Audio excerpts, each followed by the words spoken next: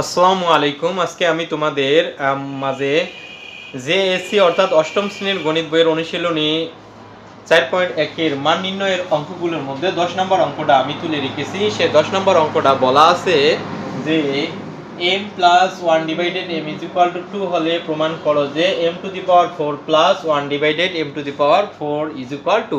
তার মানে আমার উত্তরটা কত বের করতে হবে? 2। তাহলে শুরু করা যাক। শুরু করার আগে আমার এই ক্লাসটাকে অনুগ্রহ করে সাবস্ক্রাইব করবে এবং বেশি বেশি করে শেয়ার করবে যাতে অন্যরাও দেখতে পারে। আজকে এই পর্যন্ত, শুরু করা যাক।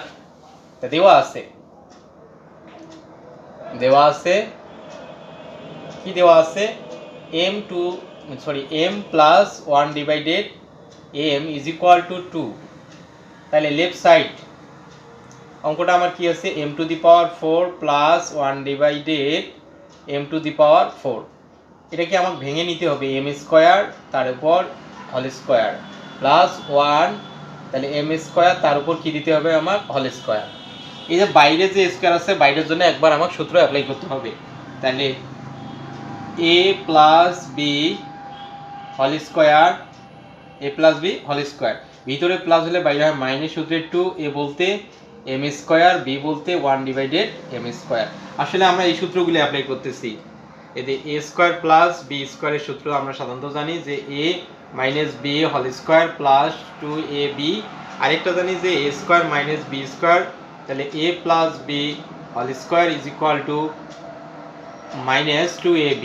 এই সূত্রগুলো আমরা অ্যাপ্লাই করতেছি। তা দেখো, এখন এইটা উপর নিচ কাটা গেল। এখন মানের মধ্যে কি ছিল? প্লাস। তাহলে এখন আমার প্লাসের সাইন বসাতে হবে। এই স্কোয়ার মাইনাস 2 বাদ, এখন ভিতরের স্কোয়ারের জন্য একটা সূত্র অ্যাপ্লাই করতে হবে। a plus B whole square, মানে a বলতে m, b বলতে 1 ডিভাইডেড m, মাইনাস সূত্রে 2, a বলতে m, b বলতে 1 ডিভাইডেড m। এটা সেকেন্ড ব্র্যাকেট ক্লোজ করতে হবে। তার উপর কি দিতে হবে? স্কোয়ার, এই বাইরের মাইনাস 2। এখন দেখো mm কাটা, m প্লাস 1 ডিভাইডেড m এর মান কত দেওয়া আছে? 2। তার উপর স্কোয়ার মাইনাস কত? 2।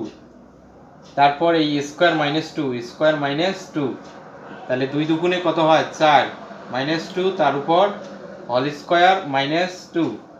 তাহলে 4 এর থাকি যদি 2 বাদ দিয়ে থাকে আমার 2, 2 এর উপর স্কোয়ার মাইনাস 2, তাহলে 2 দুগুণে কত হয়? 4, 4 এর থাকি 2 বাদ দিলে কত থাকে? 2। এইটা আমার উত্তরের সাথে মিলে গেছে। তাহলে অতএব লেফট সাইড রাইট সাইড এটাকে প্রুভ করতে হবে, PROVED। এই তো, এটা হলো প্রমাণিত।